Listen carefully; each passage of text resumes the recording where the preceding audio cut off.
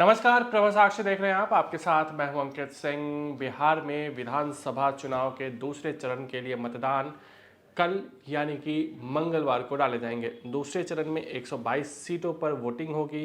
ये 122 सीटें 20 जिलों की है। जैसा कि आपको पता है कि पहले चरण के लिए वोटिंग 6 नवंबर को हुई थी, जिनमें 121 सीटों पर वोट डाले गए थे। ये 121 सीटें 18 जिलों के थे।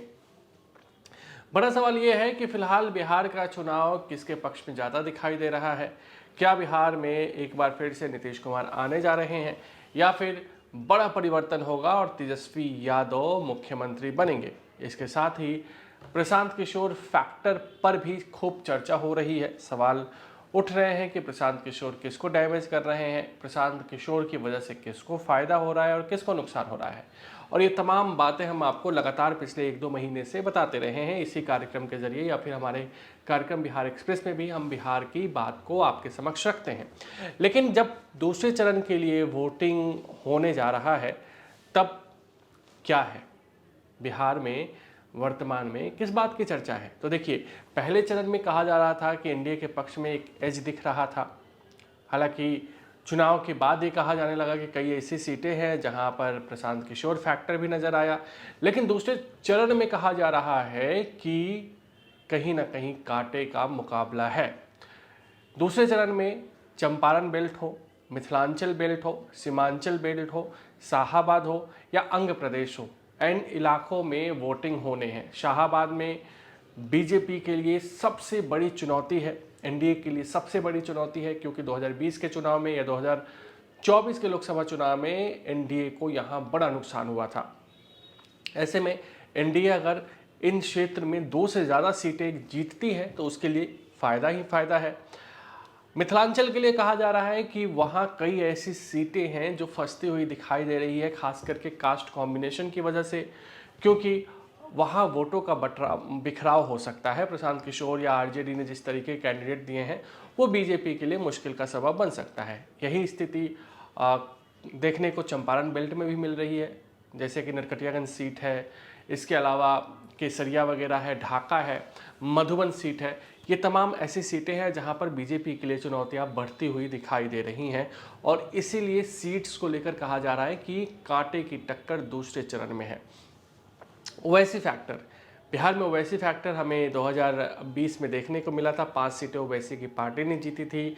सीमांचल में महागठबंधन का गणित उन्होंने पूरी तरीके से बिगाड़ दिया था।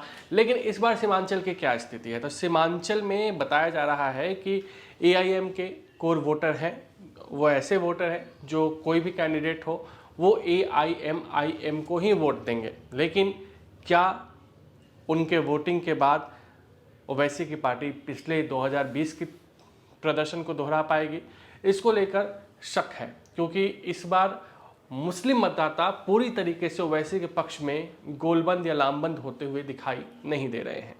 हाँ, वहाँ कांग्रेस एक बड़ा फैक्टर है। सीमांचल में जो मुस्लिम है वो तेजस्वी से ज़्यादा राहुल गांधी के पक्ष में खड़े दिखाई दे रहे हैं।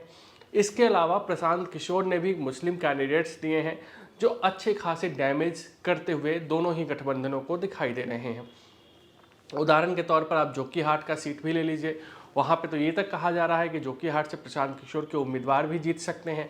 तो कुल मिलाकर ये जो बातें हो रही है ना, दोनों ही तरफ से कहा जा रहा है कि कांटे का टक्कर है। हालांकि दोनों ही गठबंधनों की बात करें, चाहे वो तेजस्वी के नेतृत्व वाले महागठबंधन की बात हो या नीतीश के नेतृत्व वाले एनडीए की बात हो, दोनों गठबंधनों की ओर से कहा जा रहा है कि हम ये चुनाव भारी मतों से जीतने जा रहे हैं। और बीजेपी ने लक्ष्य रखा है 160, जदयू ने लक्ष्य रखा है 225।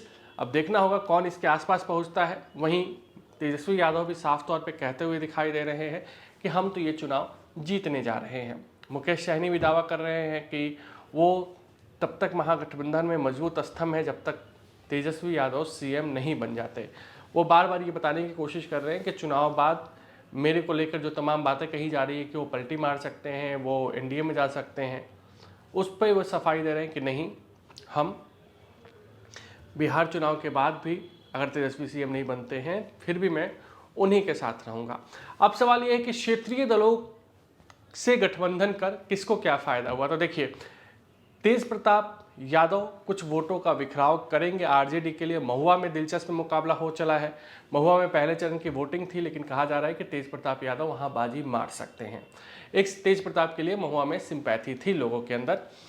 इसके साथ ही साथ लोजपा, जो चिराग पासवान की पार्टी है, कहा जा रहा है कि लोजपा को स्ट्राइक रेट में बहुत नुकसान हो सकता है। 29 सीटों पर पार्टी लड़ रही है, 28 पे उसके कैंडिडेट हैं और ऐसे में नुकसान हो सकता है। कांग्रेस के लिए कहा जा रहा है कि बहुत ज़्यादा कांग्रेस इस बार भी खराब प्रदर्शन करते हुए दिखाई देगी। पिछली बार जो कांग्रेस ने 19 सीटें जीती थी, इस बार वो सीटें घटकर कम हो सकती हैं, लेकिन कितना तक कांग्रेस जीतेगी ये नहीं कहा जा रहा है। और कहा जा रहा है कि कांग्रेस महागठबंधन के लिए इस बार भी कमजोर कड़ी साबित होगी। CPI-ML, जिसका स्ट्राइक रेट की चर्चा खूब होती है, उसके लिए भी नुकसान की बातें इस बार कही जा रही है। तो देखना होगा बिहार चुनाव में जब 14 को नतीजे आएंगे तो किस तरह की बातें सामने आती है, क्या जनता का रुख रहता है, जनता किसको ताज पहनाती है, किसको विपक्ष में बैठने का मौका देती है। 14 तारीख को हम आपको पल पल की अपडेट्स देंगे।